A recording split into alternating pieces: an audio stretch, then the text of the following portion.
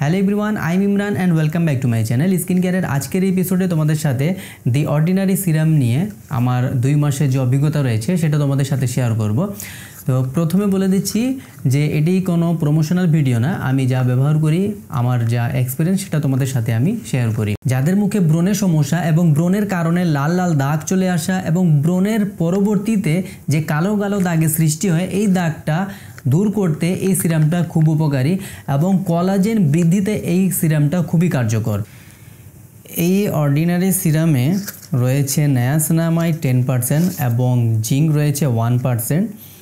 এটা আমাদের ব্রণ দূর করতে এবং ব্রণের পর যে লাল লাল ভাব চলে আসা এবং ব্রণের কারণে সৃষ্ট যে কালো দাগ হয়, যেটাকে আমরা বলি পোস্ট ইনফ্লামেটরি হাইপার পিগমেন্টেশন, সেটা দূর করতে খুবই কার্যকর।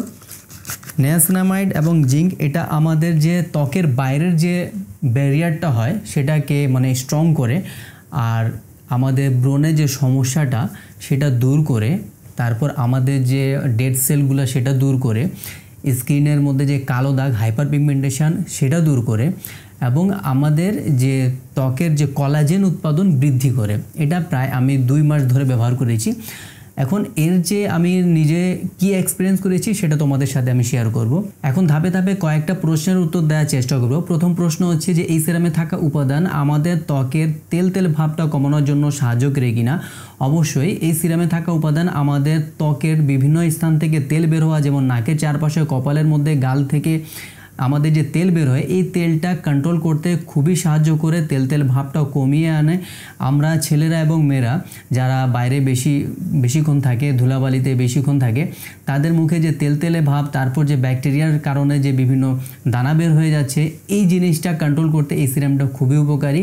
এবং আমাদের যে সূর্যের কারণে যে ত্বকটা পুড়ে যায় বা কালো দাগ চলে আসে সেটা ঠিক করতে, ময়েশ্চার করতে এই সিরামটা খুব উপকারী। দ্বিতীয় প্রশ্ন হচ্ছে যে এই সিরামটি ব্রণ কন্ট্রোল করতে সাহায্য করে কিনা। অবশ্যই সাহায্য করে। দেখো, ব্রণ হওয়ার পেছনে যে কারণ হচ্ছে সেটা হচ্ছে ব্যাকটেরিয়া, এবং ব্যাকটেরিয়ার খাবার হচ্ছে আমাদের ত্বকের সিবাম, যেটাকে আমরা তেল বলি। এই তেলটা এই সিরামটি কন্ট্রোল করে, যার ফলে ব্যাকটেরিয়া সময় মতো খাবার পায় না এবং অন্যান্যভাবে এই ব্যাকটেরিয়াকে আরও দুর্বল করে দেওয়া হয় এবং এক পর্যায়ে ব্যাকটেরিয়াটা মারা যায় এবং ব্রণটা কন্ট্রোল হওয়া শুরু হয়।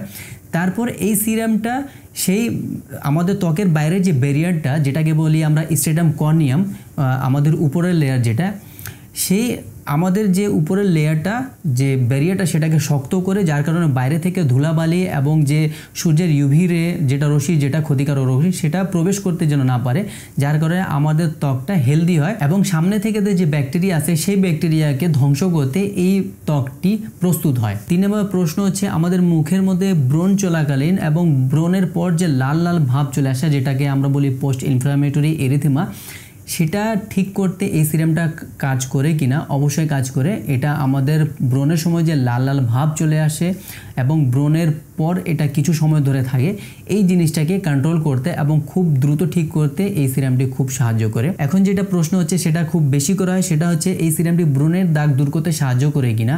এই সিরামটি ব্রণের দাগ দূর করতে খুব ভালো কাজ করে, ধীরে ধীরে কাজ করবে কিন্তু একবারে পারফেক্ট কাজ করবে। এই সিরামটি ছেলে এবং মেয়ে উভয়ের জন্য, যাদের মুখে ব্রণের সমস্যা, তেলতেলে ভাব এবং মুখের মধ্যে ব্রণের দাগ আছে, বিভিন্ন দাগ আছে, এটা দূর করতে খুব ভালো কাজ করে। তাহলে আজ এইটুকু থাক। আমার নেক্সট ভিডিওর জন্য চ্যানেল সাবস্ক্রাইব করে দিও এবং লেটেস্ট আপডেট যেন মিস নয় সেজন্য বেল আইকন অল করে রাখতে হবে।